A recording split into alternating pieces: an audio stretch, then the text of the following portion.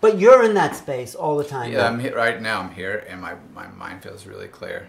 It's fun. So two things are going on. I feel very interactive, and it's fun, playful, and I feel really still underneath. Do you always feel that stillness? That happens all the time. Since I was it started to happen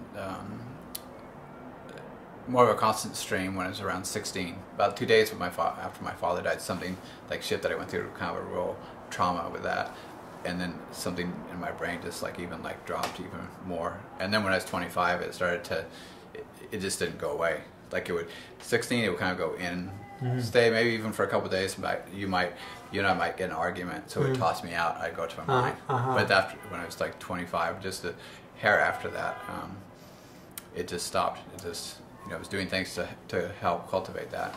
So you don't have you still have a mind that's engaged, but absolutely. You don't.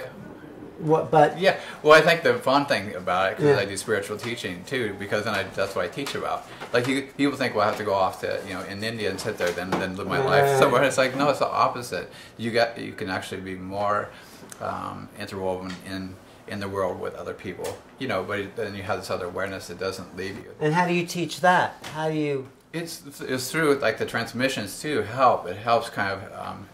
It's just like the prospect of awakening or enlightenment, whatever one wants to call that. It's always it's a matter of subtracting, of taking away. It's not. So we think it's we have to do something, add to. No, it's just taking away. We're already enlightened, so just take away. Take away the mind. The things that aren't there, and you can do. I just started doing that when I was 16. After one experience, I just started writing down the things that weren't essential for me. And that's how you live. Yeah. Then that's what it took it away. Then I could see the other. If it's needed, my mind will show up. But if it's not, so that discernment is part of part of that awareness. For me. But day-to-day living in the world, what's that like for you? It's play. Like I would say, if you asked any of the people I'm around or family, they said that I play all the time. That how do I get away with that? And why do you get to do that? And because everyone gets to do that if they want to. If they want to, yeah. And it's what happens to productivity? I just goes off the chart. But I'm not doing much. During the daytime, I don't do much. Do you have relationships with people? Are you married, kids? I have relationships, partner, but it's different. Different than a normal person. Yeah, I would say, because people will say how do you get away with that sort of thing? And I said, I'm not getting away with anything. What do you mean? What kind of thing? Which is doing what I want to do when I want to do it. Right. But it's, I have consideration for everyone. If we're friends, and I would just say today I'd rather do this, even though we may have plans. I would just think that you would be considerate of that if it was really important to me. But if you said this is the only time I go, I could say absolutely, I'll go for it then. I didn't understand that. Right. But still, it's that kind of just living from that higher space. Then people get to it feels like people engage that readily. So I think it's possible for the whole planet to live on that Absolutely, level. Yes. So, but how would you facilitate? How would you, from where you're coming, facilitate that place of living? Right. I would say that that really to focus on, or just be mindful really of what gets in your way. There's probably 2 or 3 things for everyone, and again, you don't even have to develop a practice by any means.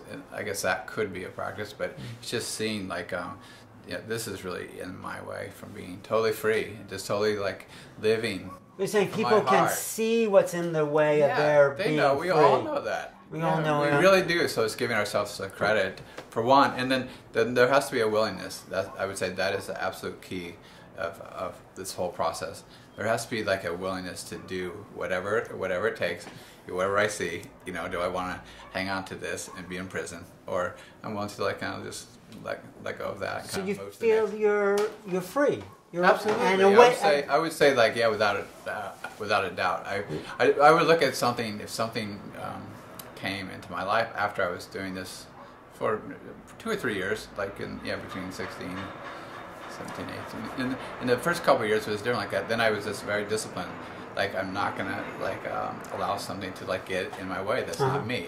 That's not serving my highest purpose. You intended nothing, but That was it. Very single. But now you don't have to. No, that's just a short.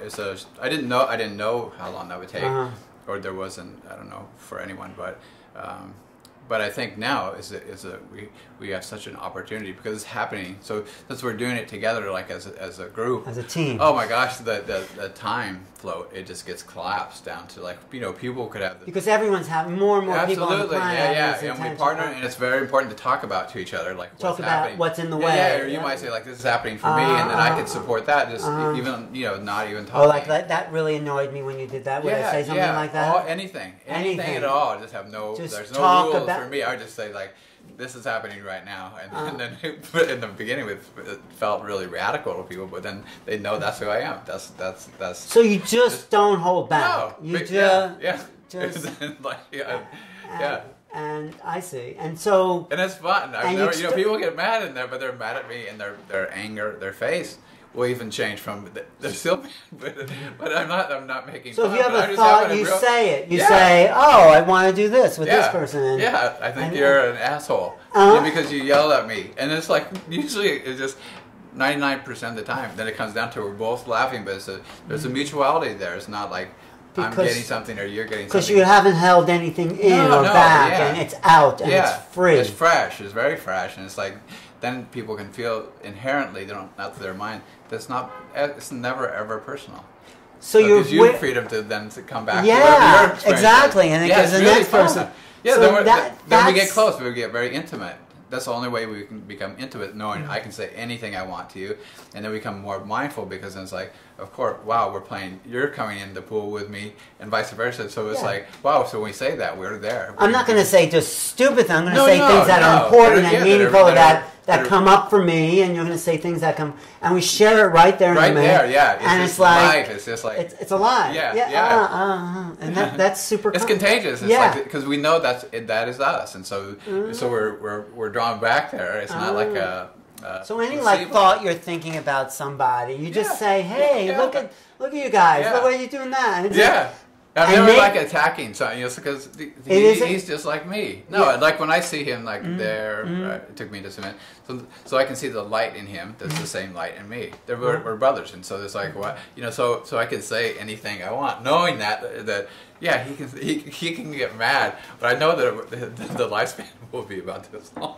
Of his madness. It can't hold up underneath that love that's coming between us. I mean, that's there, and so I'm not holding it back. I'm not gonna I'm not gonna spoil my life, and I'm not gonna why would I disregard him that way? It's one of the most aggressive things that we can do by holding back our love for our brothers and sisters, and I don't mean that in a kind of the old sense way or a corny way, but really it's there. We need to say what's true. But you're playing with people who know the game. I mean, no, not at all. Oh, no, because that often has happened to me. My parents would say, "Oh, well, you can get away with that." Right. Yeah, so they would go.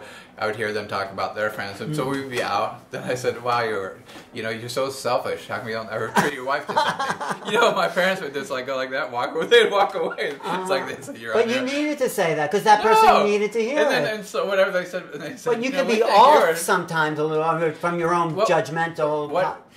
That's absolutely true, but when, like anything else, when we get used to doing that, where our attention, our awareness expands immensely.